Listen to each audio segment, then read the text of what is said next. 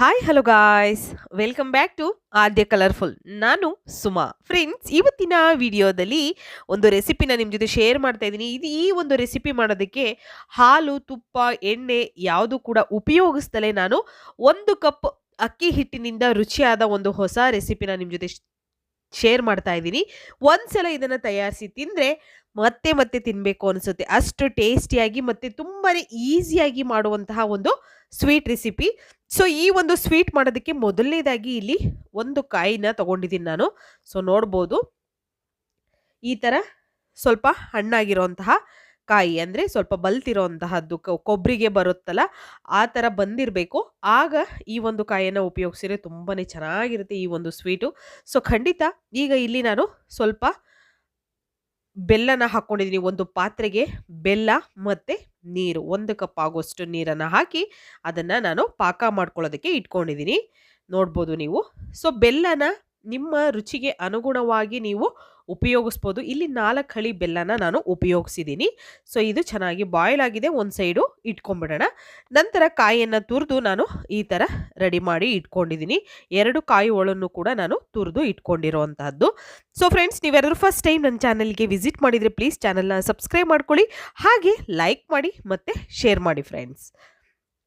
ಈಗ ತುರಿದಿರೋಂತಹ ಒಂದು ಕಾಯಿಯನ್ನು ನಾವು ಮಿಕ್ಸಿ ಜಾರ್ ತೊಗೊಳ್ಳೋಣ. ಫಸ್ಟು ಜಾರಿಗೆ ಕಾಯಿ ತುರಿಯನ್ನು ಹಾಕ್ಕೊಳ್ಳೋಣ. ಸ್ವಲ್ಪ ಹಣ್ಗಾಯಿ ತೊಗೊಂಡ್ರೆ ನಾವು ನೋಡಿ ಈ ರೀತಿಯಾಗಿ ನಮಗೆ ಅದರಲ್ಲಿ ಹಾಲು ತುಂಬಾ ಚೆನ್ನಾಗಿ ಬರುತ್ತೆ.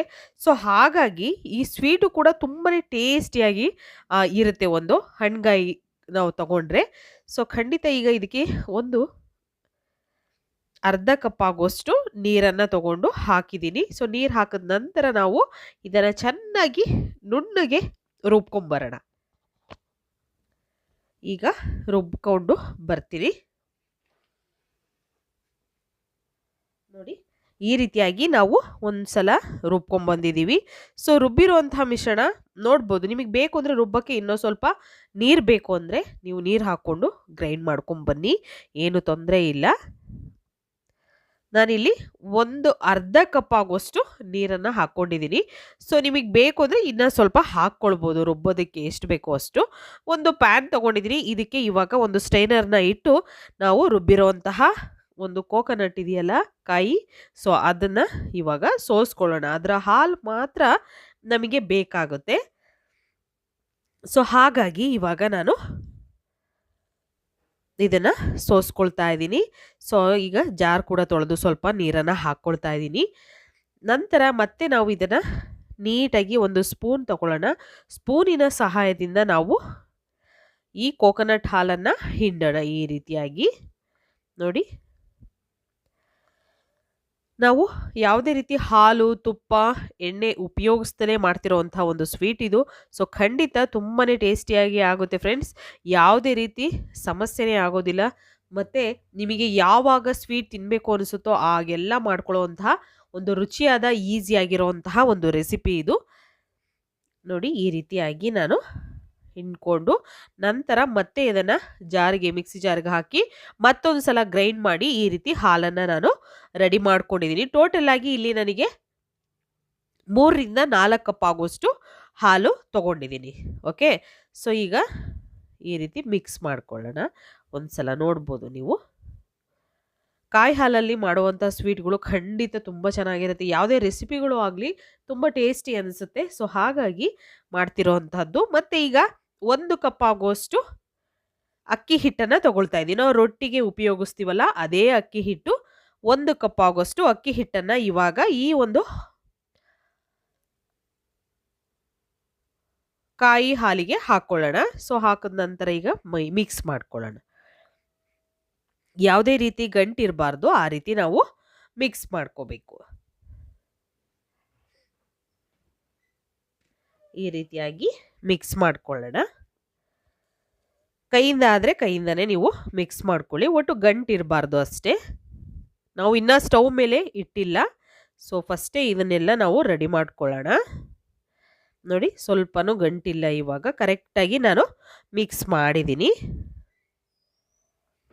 ಅಕ್ಕಿ ಹಿಟ್ಟು ಎಲ್ಲೂ ಕೂಡ ಗಂಟು ಆಗಿಲ್ಲ. ನಂತರ ಬೆಲ್ಲವನ್ನು ಕರಗಿಸಿ ಇಟ್ಟಿರುವಂತಹ ಪಾಕ ಇದೆಯಲ್ಲ, ಬೆಲ್ಲದ ಪಾಕ, ಆ ಪಾಕನೂ ಕೂಡ ಒಂದು ಸ್ಟ್ರೈನರಲ್ಲಿ ಸೋಸ್ಕೊಳ್ತಾ ಇದ್ದೀನಿ. ಸೋಸಿ ಹಾಕ್ಕೊಳ್ಳೋಣ. ಅದು ಕೆಲವೊಂದು ಸಲ ಅದರಲ್ಲಿ ಸ್ವಲ್ಪ ಕಸ ಕಡ್ಡಿ ಇರುತ್ತೆ, ಹಾಗಾಗಿ ಸೋಸಿದ ನಂತರ ಒಂದ್ಸಲ ಚೆನ್ನಾಗಿ ಮಿಕ್ಸ್ ಮಾಡ್ಕೊಳ್ಳೋಣ.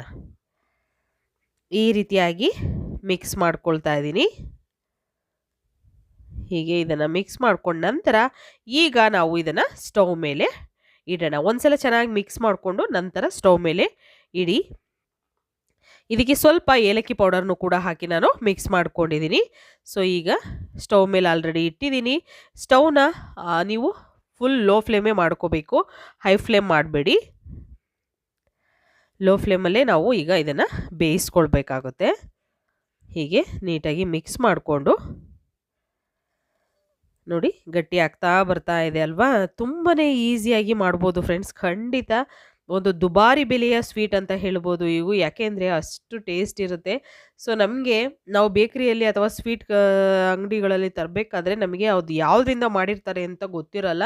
ಬಟ್ ಅವ್ರು ಹೇಳಿದಷ್ಟು ದುಡ್ಡನ್ನು ಕೊಟ್ಟು ನಾವು ಸ್ವೀಟ್ಗಳನ್ನು ತರ್ತೀವಿ. ಆದರೆ ತುಂಬ ಈಸಿಯಾಗಿ ಮನೆಯಲ್ಲೇ ನಾವು ಹೀಗೆ ರುಚಿಯಾಗಿರುವಂತಹ ಸ್ವೀಟ್ಗಳನ್ನು ಮಾಡ್ಕೋಬೋದು ಅಂದರೆ ಖಂಡಿತ ಎಲ್ಲರಿಗೂ ಕೂಡ ಇಷ್ಟ ಆಗುತ್ತೆ, ಮಾಡ್ಬೋದು. ತುಂಬಾ ಈಸಿ ಇದು. ಈಗ ನೋಡಿ ಈ ರೀತಿ ಮಿಕ್ಸ್ ಮಾಡ್ಕೊಳ್ಳೋಣ. ಹೀಗೆ ಇದನ್ನು ಮಿಕ್ಸ್ ಮಾಡ್ಕೊಳ್ತಾ ಇದ್ದೀನಿ. ಸ್ವಲ್ಪನೂ ಗಂಟಾಗೋದಿಲ್ಲ. ಸ್ಟವ್ನ ಲೋ ಫ್ಲೇಮಲ್ಲಿ ಇಟ್ಕೊಂಡ್ರೆ, ಹೈ ಫ್ಲೇಮ್ ಆದರೆ ಅಲ್ಲಲ್ಲಿ ಗಂಟಾಗೋ ಚಾನ್ಸಸ್ ಇರುತ್ತೆ. ಬೇಗ ಅದು ಕೊತ ಕೊತ ಕುದಿಯುತ್ತಲ್ಲ, ಸೊ ಆವಾಗ ಗಂಟಾಗ್ಬಿಡುತ್ತೆ, ನಮಗೆ ಕೈ ಆಡ್ಸೋಕ್ಕೂ ಟೈಮ್ ಆಗೋದಿಲ್ಲ. ಈಗ ಹೀಗೆ ಇದನ್ನು ಚೆನ್ನಾಗಿ ಮಿಕ್ಸ್ ಮಾಡಿಕೊಂಡು ಇದು ಪ್ಯಾನ್ ಬಿಡ್ತಾ ಇರಬೇಕು, ಅಲ್ಲಿವರೆಗೂ ನಾವು ಇದನ್ನು ಬೇಯಿಸ್ಕೋಬೇಕು. ನೋಡಿ ಹೀಗೆ ಇದನ್ನು ಬೇಯಿಸ್ಕೊಳ್ಳೋಣ ನಾವು. ಹೀಗೆ ನೋಡಿ, ಇನ್ನು ಇದು ಪ್ಯಾನ್ ಬಿಡ್ತಾ ಇರಬೇಕು, ಅಲ್ಲಿವರೆಗೂ ಇದನ್ನು ಹೀಗೆ ಮಿಕ್ಸ್ ಮಾಡ್ಕೊಳ್ತಾ ಇರೋಣ. ತುಂಬಾ ಸಾಫ್ಟಾಗಿ ಬರುತ್ತೆ. ಯಾವುದು ಇದಕ್ಕೆ ನಾವು ತುಪ್ಪ ಬೇಕೇ ಬೇಕು ಅಂತ ಏನಿಲ್ಲ. ತುಪ್ಪ ನೋಡಿ, ನಾವು ಕೊಬ್ಬರಿ ಕಾಯಿ ಹಾಲನ್ನು ಹಾಕಿದ್ದೀವಲ್ಲ, ಅದರಲ್ಲೇ ನೋಡಿ ಎಣ್ಣೆ ಅಂಶ ಇರುತ್ತೆ. ಸೊ ಹಾಗಾಗಿ ನೀವು ತುಪ್ಪನ ಹಾಕಲೇಬೇಕು ಅಂತ ಇಲ್ಲ, ಅಥವಾ ಎಣ್ಣೆ ಹಾಕಬೇಕು ಅಂತ ಇಲ್ಲ. ಇದಕ್ಕೆ ನಾನು ಒಂದು ತಟ್ಟೆ ತೊಗೊಂಡಿದ್ದೀನಿ, ಬರ್ಫಿ ಟ್ರೇ ತೊಗೊಂಡಿದ್ದೀನಿ. ನೀವು ತಟ್ಟೆ ಬೇಕು ಅಂದರೆ ತಟ್ಟೆ ಕೂಡ ತೊಗೊಳ್ಬೋದು. ಸ್ವಲ್ಪ ತುಪ್ಪನ ಗ್ರೀಸ್ ಮಾಡ್ಕೊಂಡಿದ್ದೀನಿ. ಬೇಕು ಅಂದರೆ ಮಾಡ್ಕೊಳ್ಳಿ, ಇಲ್ಲ ಅಂತ ಅಂದರೆ ನೀವು ಅದನ್ನು ಟೋಟಲಾಗಿ ಸ್ಕಿಪ್ ಮಾಡ್ಬೋದು. ಈಗ ಆಗಿರೋಂತಹ ಒಂದು ಸ್ವೀಟನ್ನು ನಾನು ಬರ್ಫಿ ಟ್ರೇಗೆ ಇದನ್ನು ಹಾಕ್ಕೊಳ್ತಾ ಇದ್ದೀನಿ. ಈ ರೀತಿ ಹಾಕ್ಕೊಳ್ಳೋಣ ಫಸ್ಟು. ಹೀಗೆ ಹಾಕಿದ ನಂತರ ನಾವು ಇದನ್ನು ಮೇಲ್ಗಡೆ ಒಂದು ಸಮವಾಗಿ ಹೀಗೆ ಮಾಡ್ಕೊಳ್ಳೋಣ. ಒಂದು ನೀಟಾಗಿ ಇದನ್ನು ಹೀಗೆ ಮಾಡಿದ ನಂತರ ನಾವು ಸ್ವಲ್ಪ 10 ನಿಮಿಷದವರೆಗೂ ರೆಸ್ಟಿಗೆ ಇಡಬೇಕು. 10 ನಿಮಿಷ ಆದ ನಂತರ ನಾನು ಈ ರೀತಿ ಕಟ್ ಮಾಡ್ಕೊಳ್ತೀನಿ. ತುಂಬಾ ಈಸಿಯಾಗಿ ಕಟ್ ಆಗುತ್ತೆ. ಸೊ ಅದರಲ್ಲಿ ಜಾಸ್ತಿ ನಿಮಗೆ ಹಿಂಸೆ ಕೊಡುವಂಥದ್ದು ಯಾವುದೂ ಇಲ್ಲ. ಟೇಸ್ಟಿಯಾಗಿ ಈಸಿಯಾಗಿ ಇರುವಂತಹ ಒಂದು ಸ್ವೀಟ್ ರೆಸಿಪಿ. ಸೊ ಈಗ ನೋಡ್ಬೋದು, ನಾನು ಕಟ್ ಮಾಡಿರುವಂತಹ ಒಂದು ಪೀಸಸ್ನ ನಾನು ಒಂದು ತಟ್ಟೆಯಲ್ಲಿ ಜೋಡಿಸ್ಕೊಳ್ತಾ ಇದ್ದೀನಿ. ತುಂಬಾ ಸಾಫ್ಟಾಗಿ ಆಗುತ್ತೆ. ಹಾಲು, ತುಪ್ಪ, ಎಣ್ಣೆ ಇಲ್ಲದೆ 1 ಕಪ್ ಅಕ್ಕಿ ಹಿಟ್ಟಿನಿಂದ ರುಚಿಯಾದ ಒಂದು ಹೊಸ ರೆಸಿಪಿನ ತಯಾರಿಸಿ ತಿಂದರೆ ಮತ್ತೆ ಮತ್ತೆ ತಿನ್ನಬೇಕು ಅನಿಸುತ್ತೆ. ದೀಪಾವಳಿ ಹಬ್ಬ ಬರ್ತಾ ಇದೆ. ಖಂಡಿತ ನೀವು ಯಾವುದೇ ಹಬ್ಬಗಳಲ್ಲೂ ಈ ಒಂದು ಸ್ವೀಟನ್ನು ತಯಾರಿಸ್ಬೋದು. ತುಂಬ ಟೇಸ್ಟಿಯಾಗೂ ಇರುತ್ತೆ, ತುಂಬ ಈಸಿಯಾಗಿ ಕೂಡ ಇರುತ್ತೆ. ನಿಮಗೆ ತಿನ್ನಬೇಕು ಅನ್ನಿಸ್ದಾಗಲೆಲ್ಲ ಮಾಡುವಂಥ ರುಚಿಯಾದ ಒಂದು ಸ್ವೀಟ್ ಇದು. ಸೊ ಈ ಒಂದು ಅಕ್ಕಿ ಹಿಟ್ಟಿನ ಸ್ವೀಟನ್ನು ಒಂದ್ಸಲ ತಯಾರಿಸಿ ಹೇಗೆ ಬಂತು ಅಂತ ತಪ್ಪದೆ ಕಾಮೆಂಟ್ ಸೆಕ್ಷನಲ್ಲಿ ತಿಳಿಸಿ ಫ್ರೆಂಡ್ಸ್. ಇವತ್ತಿನ ವಿಡಿಯೋ ಇಷ್ಟ ಆಗಿದೆ ಅಂತ ನಾನು ಭಾವಿಸ್ತೀನಿ. ಇಷ್ಟ ಆಗಿದ್ರೆ ಪ್ಲೀಸ್ ಚಾನಲ್ನ ಸಬ್ಸ್ಕ್ರೈಬ್ ಮಾಡ್ಕೊಳ್ಳಿ, ಲೈಕ್ ಮಾಡಿ, ಶೇರ್ ಮಾಡಿ. ಓಕೆ, ಇವತ್ತಿನ ವಿಡಿಯೋನ ಇಲ್ಲಿಗೆ ಮುಗಿಸೋಣ. ಬಾಯ್, ಸಿ ಯು, ಟೇಕ್ ಕೇರ್.